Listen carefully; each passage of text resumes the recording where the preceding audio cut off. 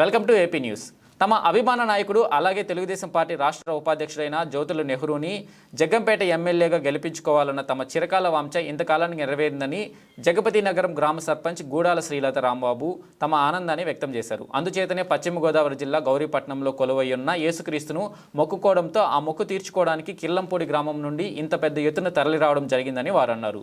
ఈ సందర్భంగా జగపతి నగరం గ్రామ సర్పంచ్ గూడాల శ్రీలత రాంబాబు మాట్లాడుతూ గత వైసీపీ ప్రభుత్వం యొక్క మూర్ఖతపు ఆలోచన వల్లే జగ్గంపేట నియోజకవర్గ ప్రజలు 5 సంవత్సరాల్లో అనేక విధాలుగా నష్టపోయారని అన్నారు.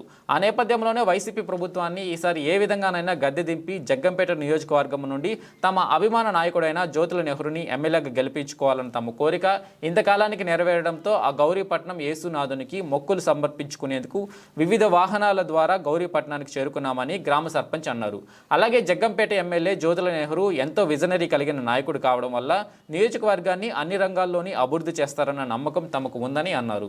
ఈ కార్యక్రమంలో ఎంపీటీ సభ్యులు సాదె కుమారి యేసుబాబు, కట్టు నానిబాబు, బంగారాజు, చుక్కా సుబ్బారావు, మూరా రాఘవ, సాదే డేవిడ్ రాజు, గూడాటి డేవిడ్ రాజ్, మూరా చిరంజీవి, బంగారు దుర్గ, సాదే సూరిబాబు, పండుగల కామేశ్వరరావు, మడికి శ్రీను, కోడిపల్లి అర్జునుడు, గుడ్డాటి వీరబాబు, సాది చిన్న, ముంజరపు గంగ తదితర దళిత నాయకులు, యూత్ లీడర్స్ పాల్గొన్నారు.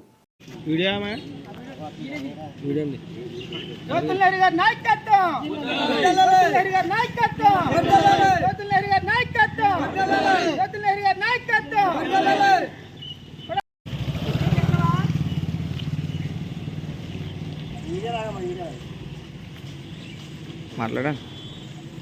మొన్న జరిగిన ఎలక్షన్లో మన ప్రీతం నాయకులు నెహ్రూ గారు నెగ్గడం వల్ల మా గ్రామస్తులు అందరూ కూడా కిల్లపూడి గ్రామస్తులు అందరూ కూడా కలిసి గౌరీపట్నం వెళ్దామని అనుకున్నాం.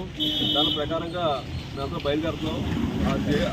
గౌరీ దేవుని దర్శించుకుని వద్దామని అందరం నిర్ణయించుకున్నాం. మేము అందరం బయలుదేరి వెళ్తున్నాం.